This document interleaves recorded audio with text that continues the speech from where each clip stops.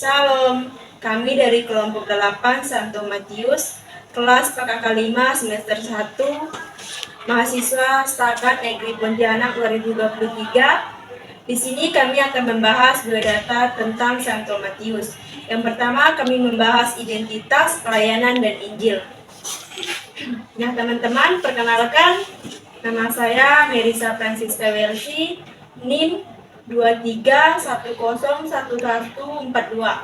Perkenalkan, nama saya Natasha, NIM 23101153. Perkenalkan, nama saya Octaviani Dwi Aura, NIM 23101193. Perkenalkan, nama saya Nacha Hiskia Jericho, NIM 23101147. Nah, jadi kami akan membahas yang pertama itu biodata Santo Matius. Santo Matius atau Santo Rasul Matius dalam bahasa Ibrani modern yaitu Matai, Tiberias juga Matai, atau dalam arti hadiah dari Yahweh atau Tuhan, atau Matius, Septuaginta bahasa Yunani. Matius adalah seorang Kristen yang hidup pada abad pertama Masehi dan termasuk dalam ke-12 murid Yesus yang dicatat dalam Perjanjian Baru di Alkitab Kristen. Ayahnya bernama Alpheus dan ia pernah bekerja sebagai seorang pengumpul pajak di Kapernaum. Matius dibicarakan dalam tulisan Kristen awal, tradisi gereja sebagai penyusun atau sumber dalam Alkitab. Oleh karena itu, dia dikenal pula sebagai Matius Penginjil. Nah, jadi Santo Matius ini lahir pada 1 Januari 1 sebelum Masehi.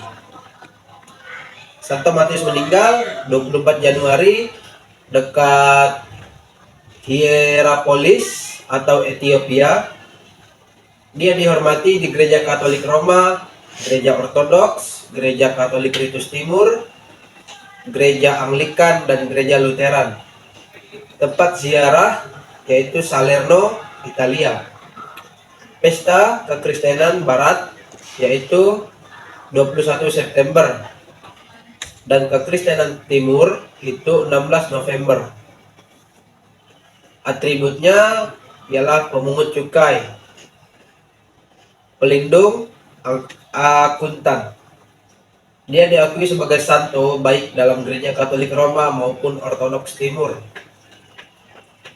Seperti tiga penulis Injil lainnya, Matius seringkali digambarkan dalam seni Kristen dalam pria bersayap, menunjuk ke malaikat yang mendiktenya. Pada saat itu dia menulis. Tiga lukisan tentang hidupnya digambar oleh Caravaggio dalam gereja San Luigi de Francesi di Roma, yang merupakan salah satu karya penting dalam seni barat. Untuk identitasnya, gambar di gelas berwarna Santo Matius di Santo Mateo Berman, Evangelical Lutheran Church, Charleston, South Carolina, termasuk salah satu pengikut mula-mula dari Rasul Yesus Kristus. Matius awalnya dicatat di Matius 9 bab 9 ayat 9 dan Matius bab 10 ayat 3 sebagai seorang bekas pemungut cukai dari Kapernaum yang dipanggil menjadi salah seorang dari ke-12 rasul oleh Yesus sendiri. Di bagian Alkitab lain, ia dimasukkan ke dalam daftar ke-12 rasul tanpa keterangan mengenai latar belakangnya di Markus bab 3 ayat 18, Lukas bab 6 ayat 15, dan Kisah Para Rasul bab 1 ayat 13. Dianggap sama dengan tokoh Lewi, putra Alfeus, yang dicatat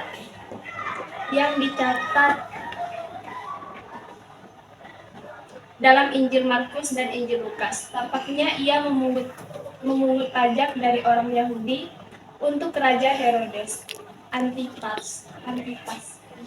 Peristiwa pemanggilannya sebagai rasul oleh Yesus orang Nazaret dicatat dalam 3 Injil.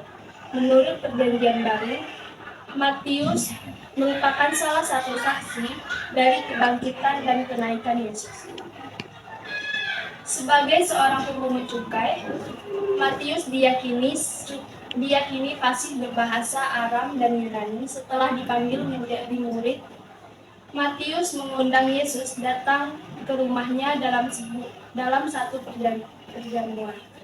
Melihat itu, para ahli kitab dan orang Farisi mengkritik Yesus karena makan bersama pemungut cukai dan orang berdosa.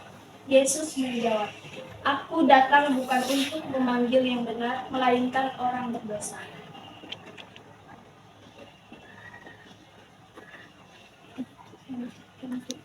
Hendrik Terburgen, The Killing of Santo Matthew, Pemanggilan Santo Matius, 1621. Matius rupanya juga disebut dalam Talmud. Pelayanan Santo Matius berdasarkan tradisi Kristen. Matius menggambarkan Injil selama 15 tahun di kalangan masyarakat Yahudi di Yudea, dan kemudian berkeliling ke negara lain, termasuk Ethiopia, Makedonia, Persia, dan Partia.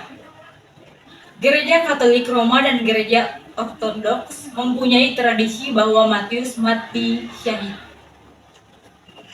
Selanjutnya, Injil Matius. Injil Matius, meskipun kitab-kitab Injil sebenarnya tidak mencantumkan nama penulisnya.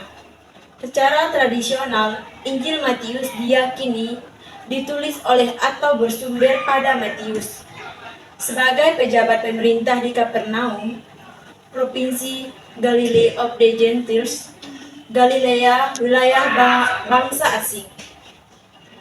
Seorang pemungut pajak harus bisa berbahasa Aram dan Yunani, karena bahasa Yunani adalah bahasa internasional saat itu dalam perdagangan umum. Sejumlah bapak gereja mencatat bahwa Matius asalnya menulis dalam bahasa Ibrani, tetapi tetap menganggap naskah Injil bahasa Yunani sebagai kanon, naskah resmi. Origen menyatakan bahwa Injil yang pertama ditulis oleh Matius, Injil Matius, dikatakan disusun dalam bahasa Ibrani di sekitar Yerusalem untuk orang-orang Kristen Yahudi berbahasa Ibrani, dan kemudian diterjemahkan ke dalam bahasa Yunani. Ada satu naskah bahasa Ibrani asli di Library of Early Churches of Christianity di Kaisaria, komunitas Nazarene, membuat satu salinan untuk Jerome yang digunakannya dalam karya tulisnya. Injil Matius disebut Injil menurut orang Ibrani atau kadangkala Injil para Rasul, dan pernah diyakini merupakan naskah asli dari Injil Matius dalam bahasa Yunani yang ditemukan di Alkitab. Namun, ada juga yang mempertanyakan, misalnya Bart Ehrman dan James L. Edwards. Jerome menyatakan bahwa Matius oleh kelompok Nazarene dianggap sebagai penulis Ibrani untuk kelompok ini, meskipun Irenaeus dan Epiphanius dari Salamis menganggap naskah ini hanyalah versi lain dari Injil Matius.